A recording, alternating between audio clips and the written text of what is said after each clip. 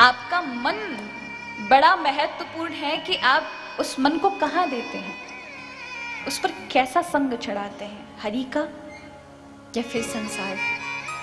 पर हम हमेशा संसार का चढ़ाते हैं, यही कमी छोड़ देते हैं। इसलिए हम भारी टेंशन में, जब देखो आजकल छोटे छोटे बच्चे भी, हमें स्ट्रेस फील हो रहा है, हमें टेंशन है, हमें टेंशन है। जिनका टेंशन महाराज 21 वर्ष की आयु में आनी चाहिए थी, वो भी छोटे छोटे बच्चे टेंशन ले लेते हैं। और उसका कारण ये है कि माता पिता कभी भी उनको ना तो ध्यान करवाते हैं, ना प्राणायाम करवाते हैं, ना कभी हनुमान चालीसा करवाते हैं, ना बैठकर कभी भगवत स्मरण करने देंगे। बस पढ़ो, पर याद रखिए उनका मन किस तरह से, उनकी बुद्धि किस प्रकार से तीव्र बनेगी, वो उसको ग्रहण कर पाए और ज्यादा दिन तक टिका पाए, उस स्मृति को कैसे बनाकर रखेंगे अगर उनका मन उस काबिल नहीं होगा, बुद्धि उस काबिल नहीं बनेगी।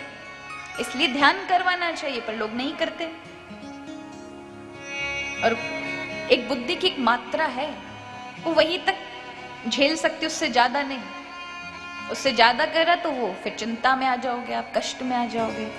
इसलिए जब आप ध्यान करते हैं, भगवत भजन करते हैं, तो आप देखिएगा जिनके जीवन में भी नई नई भक्ति आई है, वो इस चीज का अनुभव ना करें, लेकिन कुछ वर्षों बाद उन्हें अनुभव होगा कि उनके चित्त में एक धीर गंभीरता, जो शांति है, एक समझदारी है, एक बुद्धि का जो निर्णय का विषय है, वो बड़ा परिपक्व हो जाता है। धीरे धीरे सब समझ आता है, क्योंकि भगवान की सारी सृष्टि की सारी चीजें स्वयं भगवत तत्व समझ में आ जाते हैं।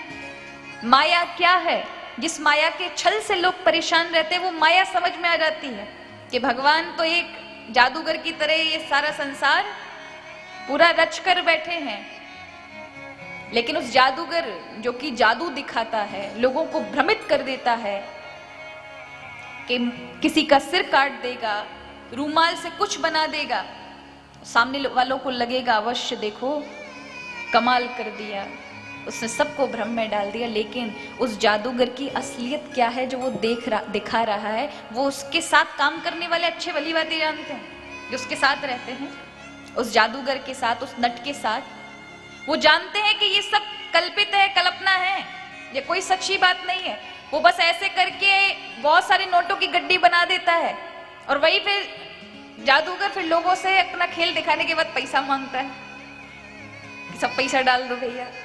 कोई कहे भैया अभी तो तुम 2-2 हजार के नोट उड़ा रहे थे, वो कहाँ गए? वो कह रहे नहीं भैया वो तो खेल था, वो तो ऐसे ही नकली था, वो कौन से असली है। उसी तरह से भगवान की माया है। केवल जो संत भगवान के चरणों के करीब रहते हैं, उन्हीं को पता है कि ये केवल खेल है। जो दिख नहीं, जो सच है वो दिखता नहीं, और जो सच नहीं है वही सत्यवत दिखे, उसी का नाम माया है। यानी माया ने भगवान को छुपा रखा है संसार में। जगत के बीच में जगदीश है, पर जगदीश को छुपा दिया है, और जो सत्य नहीं है वो असत्य जगत दिखाई देता है। यही वो माया है। इसलिए गोस्वामी तुलसीदास जी रामचरितमानस में कहते हैं कि भैया ये जो माया है, ये बिल्कुल नटराज के, उस जादूगर के खेल की तरह है, जो खेल दिखाता है। जितासनो जित श्वासो जित संगो जितेन्द्रिया, स्थूले भगवतो रूपे मनः संदार्ये धिया। जितासनो, सबसे पहले आसन को जीतो। कभी भी हम जब आसन बैठते हैं, चाहे आप कथा में बैठे हैं, चाहे मंदिर में ध्यान के समय बैठे हैं, हमेशा ऐसे सीधे होना चाहिए। कभी कभी लोग ऐसी रीढ़ की हड्डी को ऐसे झुका के बैठे होते हैं। ये मेरुदंड है। रीढ़ की हड्डी को क्या कहते हैं? ये स्पाइनल कोड जो होती है, इसको मेरुदंड कहा जाता है ना। ये एकदम सीधा होना चाहिए, क्योंकि यही से इड़ा पिंगला सुषुम्ना तीनों हमारी जो ऊर्जा है वो इसी के बीच से संचारित होती है।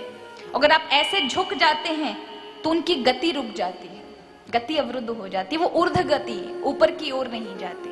और जिस समय आप सात्विक स्थिति में हैं, भगवत भजन में हैं, उस समय तो आपकी रीढ़ की हड्डी बिल्कुल सीधे होनी चाहिए। और योग में बड़ा ही इसका महत्व है। हमेशा रीढ़ की हड्डी, ये मेरुदंड सीधा होना चाहिए। इससे आपके जीवन के जितने भी भारी से भारी रोग हैं वो स्वतः ही नष्ट हो जाते हैं, अगर कोई अपनी रीढ़ की हड्डी को एकदम सीधा स्ट्रेट रखेगा। लेकिन लोग नहीं, कई तो ऐसे ही बैठ जाते हैं, कई ऐसे बैठ जाएंगे एकदम झुका करके। अब देखिए, जीवन की जब बुढ़ापे में पहुंचते सबसे पहले ये रीढ़ की हड्डी महाराज झुकती है, झुकते झुकते झुकते झुकते ऐसी हो जाती है कि फिर हाथ में डंडा पकड़ना पड़ता है। क्यों? पूरे जीवन भर झुकाई थी तो महाराज बुढ़ापे में भी झुक गई। और जैसे जैसे व्यक्ति झुकता है रीढ़ की हड्डी के साथ, वैसे वैसे अनेकों बीमारियों से घेर लेती है। जब तक उसकी रीढ़ की हड्डी सीधी है तब तक उसको बीमारी नहीं होगी। अभ्यास करना चाहिए रीढ़ की हड्डी को बिल्कुल सीधे रखने का, पर लोग नहीं रखते। आपको पता है, हम जब कुंडलियों की बात करते हैं, कुंडली जागृत की, उसमें मेरुदंड का बड़ा विशेष महत्व है। 7 चक्र भी इन्हीं के बीच से, 7 चक्र इसी श्रृंखला के बीच में है। अगर देखा जाए तो ये समुद्र मंथन की कथा से हम इसको देखते हैं उदाहरण के रूप में। जब समुद्र मंथन हुआ था तो मेरु पर्वत बीच में राई की तरह मथने के लिए, जिससे मथा जाता उसको हमारे यहाँ राई बोलते, मथानी बोलते हैं, मथानी, राई भी बोलते, मथानी, राई बोलते हैं, मथानी भी बोलते हैं ना। हाँ, तो वो मेरु पर्वत था, उसको बीच में मथानी की तरह रखा गया।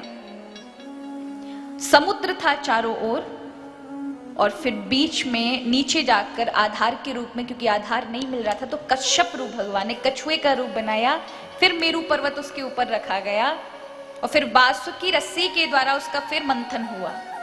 एक तरफ देव थे, एक तरफ दानव थे, यही था। और फिर ऊपर जब देखा कि उस मथानी को भी, क्योंकि वो इधर उधर घूम रहा है, पर्वत तो किस प्रकार से, तो ठाकुर जी ने हजारों भुजाएं धारण करके, उस समय भगवान का नाम पड़ा था अजीत। तब प्रभु का ये एक नया अवतार था अजीत, और भगवान ने 1000 भुजाओं से उस मेरु पर्वत को पकड़ लिया था ऊपर से। तो वो मेरु पर्वत और वो जो समुद्र मंथन था, वो वहां भगवान के अनेक अवतारों की लीला है। लेकिन ये शरीर भी एक तरह से वही चीज है, ये पृथ्वी ही पूरा समुद्र है। कश्यप रूप में प्रभु ने धारण कर रखा है, जल के ऊपर है ना पृथ्वी, कश्यप प्रभु हैं। हम जब स्वाधिष्ठान चक्र, जब हम ऐसे बैठते हैं तो ये स्वाधिष्ठान कश्यप स्वरूप हो जाता है ना। और जैसे जैसे हम ऊपर उठते हैं तो यहां हमारे ब्रह्मरंध्र है। क्या है? ब्रह्मरंध्र। 7 चक्रों में सबसे ऊपर का चक्र, आज्ञा चक्र के बाद का ब्रह्मरंध्र, यानी यहां पर बुद्धि होती है और यहाँ परमात्मा। तो बुद्धि परमात्मा का विषय में समझ सकती है, सबसे ऊंची चीज है परमात्मा। यहाँ बुद्धि की कहीं से कहीं लायकात नहीं वहां तक पहुंच जाए, तो इसलिए कहा ब्रह्म अतिरिक्त बुद्धि मन वाणी। ब्रह्म बुद्धि से, मन से, वाणी से नहीं जाना जा सकता, क्योंकि वो बहुत ऊपर की चीज है, प्रभु ने बनाई है, उन्होंने प्रभु को नहीं बनाया। तो ये बहुत ऊपर का विषय है।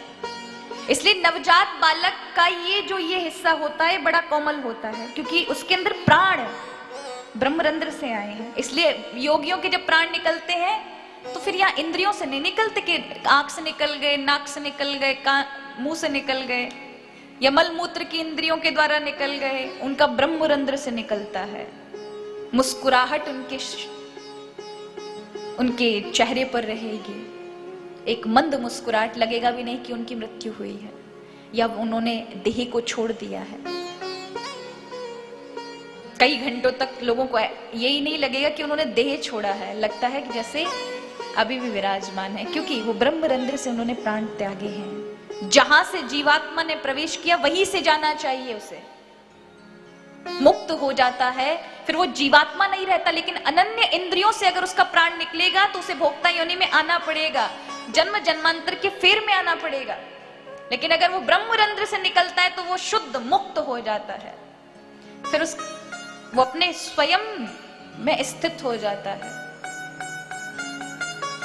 जिस सत्ता से आया था उसी सत्ता में मिल गया, फिर तू और मेरा नहीं, लेकिन अन्य इंद्रियों से। क्योंकि संसार में इतने गलत कर्म और इच्छाएं, भावनाएं, वासनाएं होने के कारण इंद्रियों से यदि प्राण निकलता है तो फिर जन्म जन्मांतर के चक्र हैं।